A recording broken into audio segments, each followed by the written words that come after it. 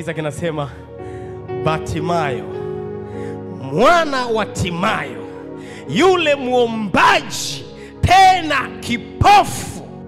Kwenye maisha haya kuna saa unapata shida mpaka jina lako linapotea. Yani unapata shida mpaka jina lako linaondoka. Watu wakikutafuta wanakutafuta kwa shida yako, sio kwa sababu ya jina lako. Hivi ulishapata shida mpaka brand ya jina lako ikaondoka, ukawa branded kwa shida ulionayo? Mfano hapa mjini kuna hadi vituo, shusha kwa tumbo, shusha kwa tumbo. Nataka nikwambie huyo anaitwa Tumbo ana jina, ila nadhani kwa sababu alipata circumstance ya kuwa na tumbo kubwa mpaka jina lake likafutika, ikabidi wawe wanamuita tu nani? Tumbo. Au hujasikia kanunua vitumbua kwa Mama Bonge? Yani huyo Mama Bonge ana jina lake, isipokuwa ule ubonge ndio umepoteza mpaka jina lake lote. Yule Blaza Tolu, Mfupi Nyundo. Yani there are times unaingia kwenye challenge mpaka inakuvaa wewe. Yani watu wakikuona wanakuona matatizo. Ndio Batimayo. Huyu kijana alikuwa jina, ila jina lake halipo, wanamuita Batimayo, yani mtoto wa. Haujasoma? Mwana mwenye hekima humfurahisha babaye, lakini mwana mpumbavu ni mzigo wa mamaye. Yani ukisha kuwa umezaa mtoto ana matatizo, hawatampa jina lake, watabidi wakutaje wewe kwanza uliyemzaa. Huyu aliye kama tu hapa mwizi nani? Mtoto wa Rugumia Miheto. Huyu hapa.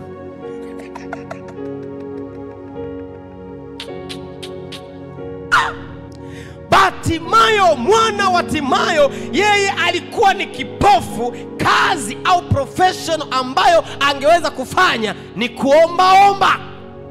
Ninawaambia watu wa Mungu, katika siku ya leo tumekuja hapa kuomba na sio kuombaomba. Haleluya. Ni vipofu tu ndio ambao wanaombaomba. Ukisikia mahali fulani Mungu wa Israeli yuko mahali hapa, njoo, vile wewe ni kipofu, oh amina, chukua maji pale njiani. Watu mnapoteza hela, mnaanza kununua maji ya 600 unaruhusiwa 2000. Yani kuna saa mpaka najiuliza, mbona mimi nachelewa kupata hela? Yani kwa mfano nyie wote hapa mngekuwa mmeshapiga 1500 za maji, mko wangapi vile leo? Na ni wiki nzima, yani ningeondoka nimenona. Yani unajua kuna saa lazima utumie. Yani mtu anauza paka vitambaa, naenda napiga tu picha yangu pale nimesmile na bandika kwenye kitambaa, naambia ina upako, kitambaa ukifuta jasho unaokota hela. Watu wananunua, wanaotembea namna hiyo kuombaomba. Kuombaomba ni sifa ya vipofu. Wale walio vipofu katika imani, wasiojua wapi pa kushika, dawa yao ni kuombaomba. Ukisikia njoo hapa ndio Karmeli, mlima wa madhabahu, haleluya. Kutoka hapo pembeni yake napo panaitwa Tabernacle of Jesus. Sema hii ya kizungu ndo sawa, unaenda. Yani kipofu kazi yake ni kuombaomba. Yule muombaji kipofu, Biblia inaniambia hivi, aliposikia, oh come on, I love this. Ni kweli alikuwa ombaomba, ni kweli ni kipofu, lakini ana masikio. Sikiliza, usimruhusu shetani akachukua viungo vyote. Akichukua macho, potelea mbali, ubaki na masikio. Huyu jamaa alikuwa kipofu, lakini alikuwa na masikio. Akasikia kwamba leo Yesu Mnazareti, mwana wa Daudi, anapita njia hii. Warumi sura ya 10 fungu la 17. Biblia yangu inaniambia imani. Basi imani chanzo chake ni kusikia. Ngoja niwaambie, kusikia kokote, Kiswahili changu hichi, kusikia kokote kunaleta imani. Yani chochote unachokisikia kinakujengea imani. Kaza macho kwa mchungaji hapo. Angalia mchungaji. Hapo ulipokaa ikatokea mtu akakunongoneza, akasema hivi,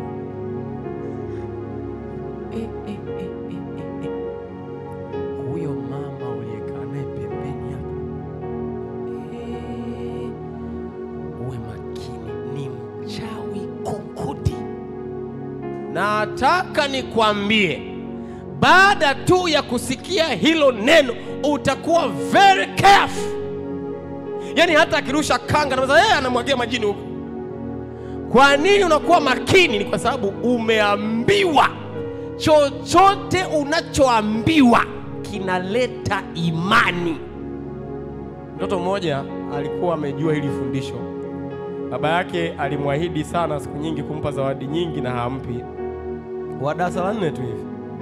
Akaambia, baba, ninunulie baisikeli, nami nitakwambia ni nani huwa analala kwenye kitanda chako wewe ukiwa haupo.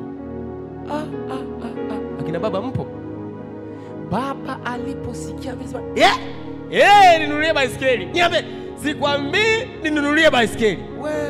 Baba akaenda akaitafuta baisikeli, akaileta, akamwambia, mwanangu chukua, niambie. Sema mtoto sasa, subiri niendeshe kidogo baba. Akaendesha.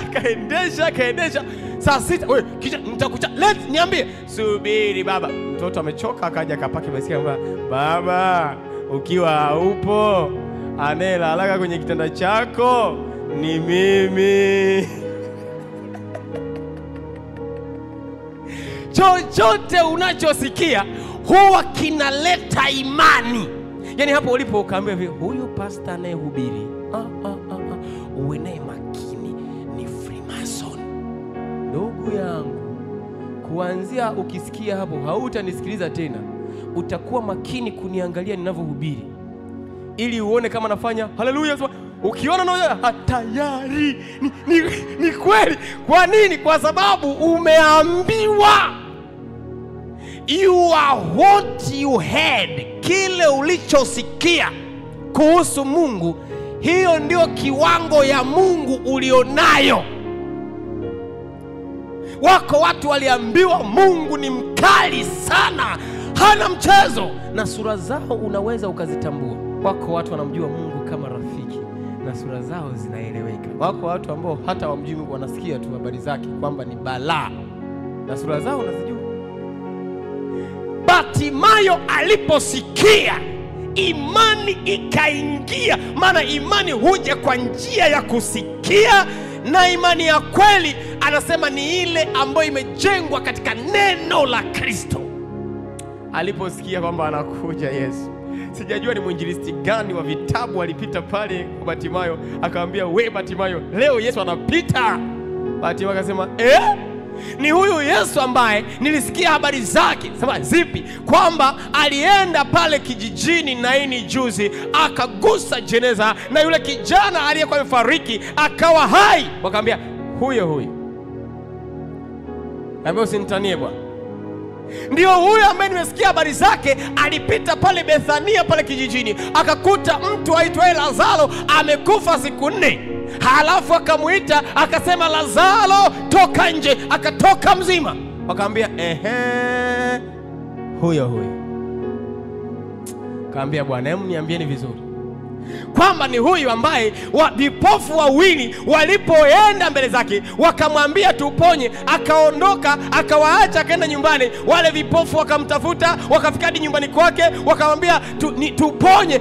Akamwambia, mnaamini? Wakasema tunaamini. Akamwambia, mpate. Wakaona. Akaambiwa, ndio huyo. Sasa Bartimayo akasema, sasa hapa mtaani leo watanijua mimi ni nani. Unajua umenyamaza hivi ulivyo kwa sababu haujawahi kusikia Yesu alivyo. Ukisikia Yesu alivyo na vile anavyofanya mambo, huwezi kuwa hivi.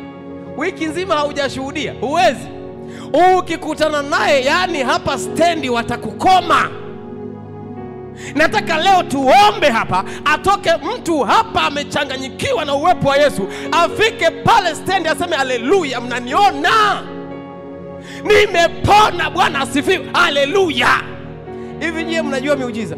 Siku moja Petro na Yohana wameingia mlangoni mwa hekalu. Kulikuwa na mtu kiwete amekaa pale siku zote, anaomba tu hela, saidia. Petro akiwa amejazwa na Roho Bwana akasema, hatuna fedha wala dhahabu kijana, lakini tunaye Yesu. Kwa jina la Yesu simama. Sepa kijana. Wanazuoni wanasema saa ile ndio sasa mzee wa kanisa amesimama mbele anasoma matangazo, ibada ianze, watu wametulia. Yule jamaa alivyopona, badala aende nje, yeye akaingia ndani. Jamani, nimepona, nimepona. Watu mashemasi, watu nini tena hii, akavuruga Sabato. Ndio wale wazee wa kanisa wakatoka, nani wanapiga kelele siku ya Sabato? Yani kupona mtu hawafurahii, ila kwa sababu amevuruga ibada ni kosa kubwa sana siku ya nini?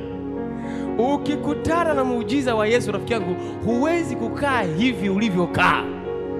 Yani umekaa hivi kwa sababu huwa unasikia tu, lakini siku ukiona, yani hapa nazungumza na mtu ambaye ameolewa na hajawahi kupata mtoto wala tu mimba.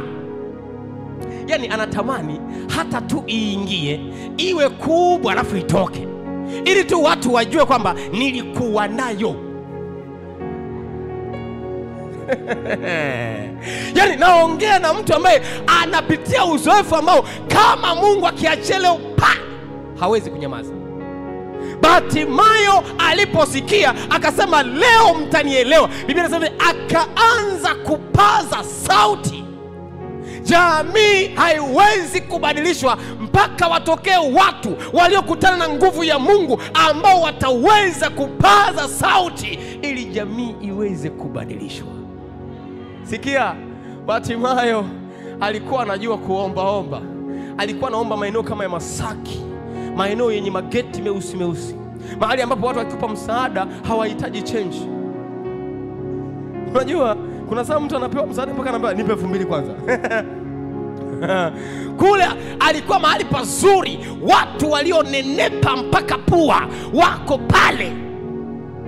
Bartimayo alipoanza kupiga kelele, mzee mmoja nikamuona anatoka na taulo jeupe.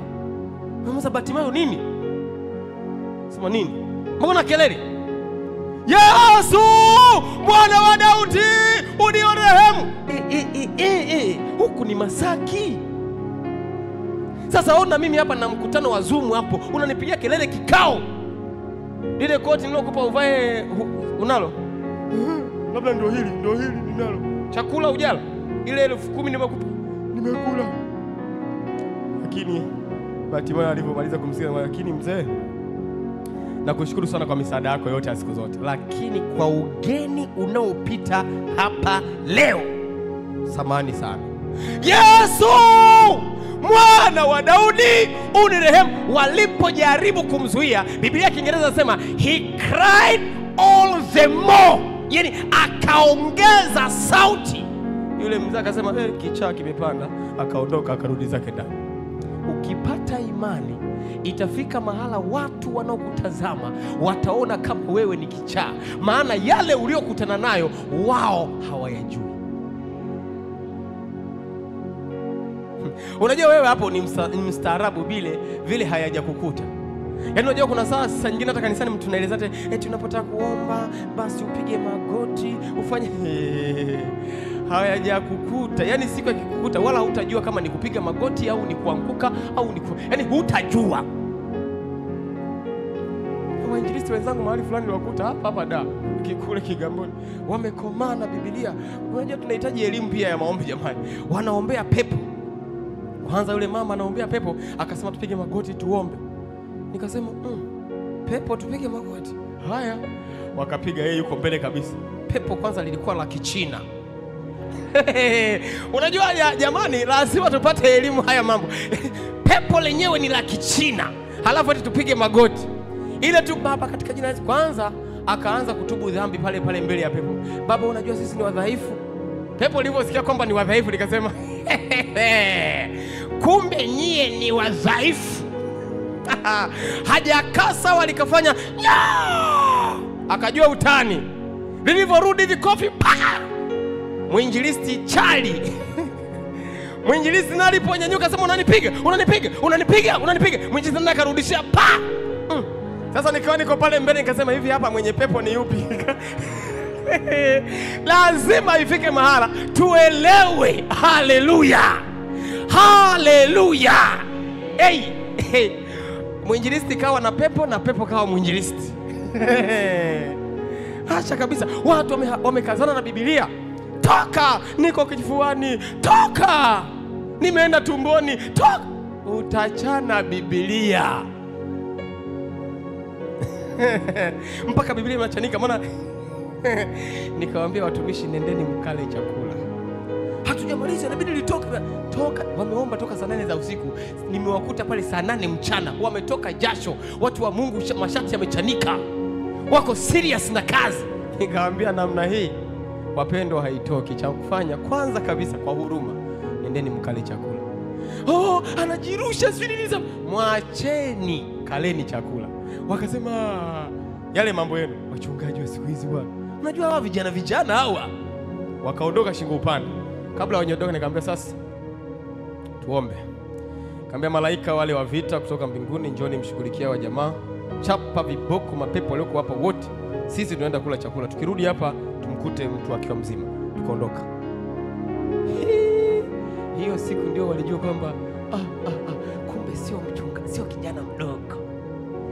Sio kijana mdogo. Huyu ni pastor. Tukiwa tunakula kule, nimefukuza watu wote, amebaki mwenyewe. Unajua mapepo na yenyewe yanatudharau sana. Pepo likikudharau na wewe ulidharau. Ukilidharau linagundua kumbe huyu anajua. Likaondoka. Tunakula upande ule, tunaona mgonjwa amesimama mlangoni. Nikawaambia muiteni na yeye aje tule. Ile wanasema Agnes abe. Nikamwambia muandalieni chakula ale. Wale wote waliokuwa wanaongea. Saa hiyo nimeshakuwa bosi wao. Nikisema tu unasemaje mchungaji? Sikilizeni, aliposikia kwamba ni Yesu Mnazareti akapaza sauti. Muda unitoshi, maana alikuwa anasema Yesu mwana wa Daudi unirehemu. Hayo maneno tu, Yesu mwana wa Daudi unirehemu. Huyu ni kipofu, hana lesoni, hana Biblia, lakini anajua Yesu ni mwana wa Daudi. Akisema Yesu mwana wa Daudi anamaanisha huyu ni Masihi. Nikana kwamba hawa walioko kwenye mkutano, hawa wanaotembea naye hawajui kwamba Yesu ni Masihi. Kipofu aliyoko nje anajua Yesu ni Masihi. Ngoja niwaambie, wewe si uko hapa, Mungu wako uliye naye humjui, ila wale walioko nje wanayemuona Mungu wako wanamjua vizuri. Laiti kama leo ungekutana na yule mchawi aliyekuja kukuroga usiku, halafu akakutana na mbata za Yesu, akachapwa akachapika, halafu akawa tu mkweli akakusimulia yaliyomkuta, usingekuwa hivi. Ungekuwa unatembea tofauti sana, kwa sababu una Mungu mzito sana, lakini humjui anavyofanya kazi yake. Wachawi wanajua. Hivi hauje kupita hata mtaani ukasikia ndio wa Sabato hawa. Ukiona hivyo, ujue kuna mmoja kati yao alishawasimulia vile Mungu wako alimshughulikia. Muda unitoshe ningewapa kisa ambacho mimi najua kuna mtu alishughulikiwa. Kwa kiuno hana. Kesho yake haleluya, maombi, niombe pastor, wewe ni mtu wa Mungu. Sema mimi hata mimi mwenyewe sijui kama ni mtu wa nini. Yesu mwana wa Daudi unirehemu, Yesu mwana wa Daudi unirehemu. Sikiliza maneno sasa ya kwenye msafara huku kwa Yesu, watu wa uwakili. Time is makangability Yesu. Tukianza kusimama njiani kwa ajili ya hawa omba hapa Yeriko ni wengi sana. Achana nayo huyo wa kwanza. Wa pili, kwanza Yesu, huyu kijana alikuwa na macho yake mazuri tu. Ujinga wake akawa kibaka mwizi, wakamkamata pale Mwenge, wamemtia tindikali. Sasa Yesu utafanya nini na macho yameng'olewa na tindikali? Kwenye msafara wako watu ambao hawakutakii mema. Kwenye msafara kuna watu wanajua mambo yako, wametulia nayo tu, wanasubiria siku umezingua ndio wanakuletea kitabu kizima hichi hapa.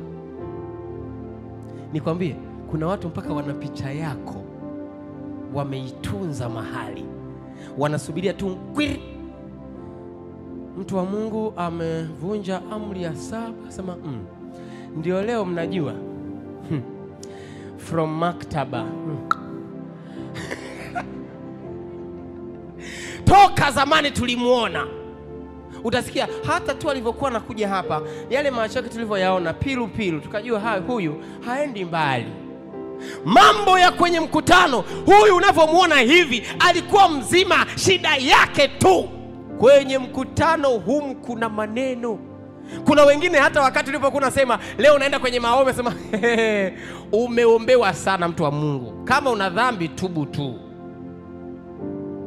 Kwenye msafara hapa kuna maneno ya kukatisha tamaa. Yesu wanamwambia huyu hafai, huyu ni mjinga, huyu ni mwizi, achana naye, tuendelee na safari. Wako watu kwenye mkutano humu kwenye mkutano hawataki Yesu asimame kwa ajili yako. Yesu anapokutazama, unapokuwa unalia, unasema Yesu mwana wa Daudi. Wengine wanasema hapana, Yesu achana naye, huyu ni mzinzi, huyu ni mwizi, huyu ni muongo, huyu ni mchawi, huyu. Kwenye mkutano tunajuana balaa. Hapa tunajuana. Yaani kuna mwingine unaweza kaamka tu asubuhi ukafanya moshi kutoka, fulani kashaanza kuvuta sigara. Ninawaambiaga, mmemchagua kwa shemasi, mimi na ushahidi. Kule Mbeya mtu alifutwa kwa ajili ya baridi. Baridi asubuhi kufanya moshi. Shemasi akasikia mtu afanya moshi. Alo, mzee wa kanisa. Shemasi ameshaanza kuvuta bangi. Wakakaa baraza wakamfuta. Usipige miayo ukiwa Mbeya, unafutwa ushirika. Yaani hali ni mbaya. Kwenye mkutano watu wanawekeana magogo, aanguke, wacheke, wafurahie. Yaani siku kikosea, kila mtu anakuja kanisani. Kuna yale maneno ya faraja za kihuni. Mjoli, wewe sio wa kwanza kukutana na changamoto hii. Bwana tu ni mwema.